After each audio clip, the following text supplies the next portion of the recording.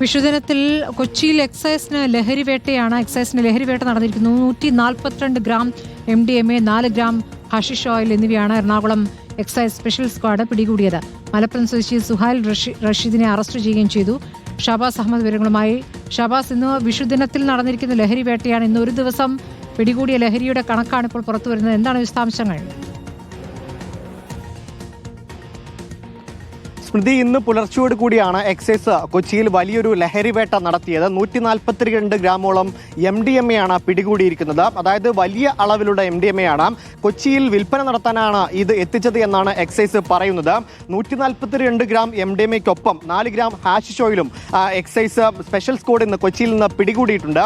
മലപ്പുറം സ്വദേശിയായ സുഹൈൽ റാഷിദാണ് എക്സൈസിന്റെ പിടിയിലായിരിക്കുന്നത്. ഇയാൾ കൊച്ചിയിലേക്ക് ലഹരി എത്തിച്ച് വിൽപ്പന നടത്തുന്നതിൽ പ്രധാനിയാണ് എന്നാണ് എക്സൈസ് കണ്ടെത്തിയിരിക്കുന്നത്. ഇയാളുടെ മുറിയിൽ നിന്ന് തന്നെയാണ് ഈ ലഹരി വസ്തുക്കൾ കണ്ടെത്തിയിരിക്കുന്നത്.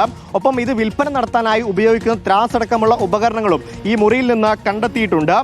ഇന്ന് പുലർച്ചയോട് കൂടിയായിരുന്നു കൊച്ചി എക്സൈസ് സ്പെഷ്യൽ സ്ക്വാഡ് ഈ ലഹരിവേട്ട നടത്തിയത്. കൊച്ചിയിലെ പ്രധാന കേന്ദ്രങ്ങളിലടക്കം വിൽപ്പന നടത്താനാണ് ഇയാൾ കൊണ്ടുവന്നതെന്നാണ് എക്സൈസ് പറയുന്നത്. മുൻപും ഇയാൾ ലഹരി വിൽപ്പന ലഹരിക്കടത്ത് നടത്തിയിട്ടുണ്ട് എന്നാണ് എക്സൈസിന് സൂചന ലഭിച്ചിട്ടുള്ളത്. ഇയാൾ എവിടെ നിന്നാണ് ലഹരി കേരളത്തിലേക്ക് എത്തിക്കുന്നത് എന്നതടക്കമുള്ള കാര്യങ്ങളിൽ എക്സൈസ് വിശദമായ അന്വേഷണം നടത്താനാണ് തീരുമാനിച്ചിരിക്കുന്നത്. എന്തായാലും ഇന്ന് വിഷുദിനത്തിൽ വലിയ അളവിലുള്ള ലഹരിയാണ് പോലീസ് പിടികൂടിയിരിക്കുന്നത്. 142 ഗ്രാം MDMA ആണ് കൊച്ചിയിൽ മലപ്പുറം സ്വദേശിയായ യുവാവിൽ നിന്ന് എക്സൈസ് പിടികൂടിയിരിക്കുന്നത്. എന്തായാലും ഇയാളെ റിമാൻഡ് ചെയ്യും എന്നാണ് അറിയുന്നത്. സ്മൃതി, നിലവിൽ ഷാബാസ് അഹമ്മദാണ് വിവരങ്ങൾ നൽകിയത്.